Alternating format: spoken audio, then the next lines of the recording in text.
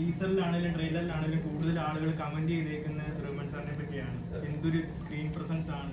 ഈ പടം ഹിറ്റ് ആണെങ്കിൽ ഇനിയും മലയാള സിനിമയിൽ റഹ്മാൻ സാറിന് നല്ലൊരു സ്പേസ് ഉണ്ടാകും എന്നുള്ള രീതിയിലൊക്കെ. അപ്പം അത്തരത്തിലുള്ള കമന്റുകളൊക്കെ കണ്ടിരുന്നു. ഞാൻ ഒരു മറുപടി പറയട്ടെ. എനിക്ക് ഇത്രയും കാലം ഈ ഹെയർ സ്റ്റൈലിൽ ഇപ്പൊ എടുക്കുന്ന ഒരു ഹെയർ സ്റ്റൈലിൽ കണ്ടു.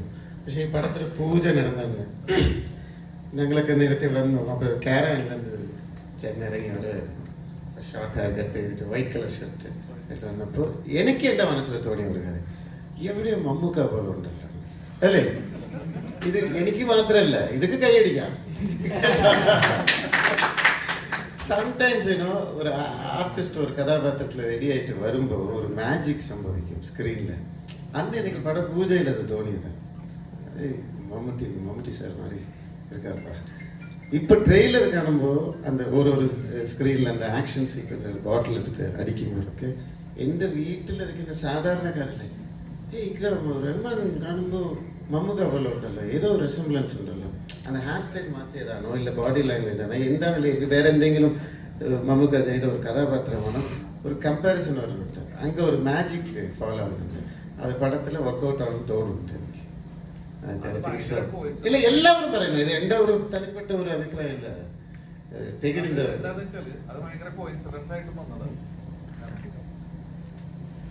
ഞാൻ നേരത്തെ പറഞ്ഞതുപോലെ അവിടെ ഈ ഞാനൊരു സത്യം പറയുകയാണെങ്കിൽ ഞാൻ അതൊന്നും ഞാൻ കണ്ടില്ല. മമ്മൂക്കയുടെ ഫോട്ടോസോ ഇല്ല വേറെ ആരും അഭിനയിക്കുന്നൊന്നും ഞാനിത് കണ്ടിട്ടില്ല.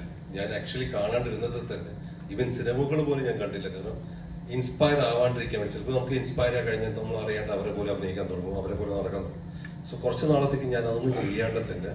പക്ഷേ ഈ പടത്തിന് ഈ കഥയ്ക്ക് ഈ ക്യാരക്ടർ ആൻഡബൻ എന്നുള്ളൊരു ക്യാരക്ടറാണ് ഞാൻ ചെയ്യുന്നത്. സോ ഒരു ആൻഡബന്റെ ക്യാരക്ടറിലേക്ക് എന്തെങ്കിലും ഒരു ഡിഫറൻസ് ചെയ്യണം എന്ന് വിചാരിച്ചു കൊണ്ടിരിക്കുന്ന സമയത്താണ് എൻ്റെ പേരക്കുട്ടി മൈ ഗ്രാൻഡ് സൺ അവൻ്റെ മുടി കട്ട് ചെയ്യാൻ വേണ്ടി ഞാൻ അവനൊരു ബാബർ സലൂൺ കൊണ്ടുവരുന്നു. അപ്പോൾ അവിടെ വെച്ചിട്ട് അവൻ ഇരിക്കുന്നില്ല. അപ്പോൾ ബാബർ ഒരുപാട് കഷ്ടപ്പെട്ടു അവന് മുടി മുറിക്കാൻ. അപ്പോൾ ശരിയായില്ല, അവിടെ ഇവിടെയൊക്കെ ബിറ്റായിട്ട് വന്നു.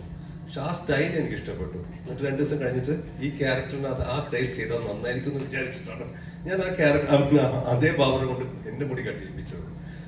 പിന്നെ കട്ട് ചെയ്ത് താടി വളർത്തി ശകലം വെയിറ്റൊക്കെ കൊടുത്ത് ലൂസ് ബോഡിയൊക്കെ ആക്കിയിട്ട്. കാരണം ഇത് പറയുന്ന പോലെ ഒരു ദാദാ ഫീൽ കൊടുക്കണം. എന്നാൽ ഇവനൊരു ദാദയല്ല.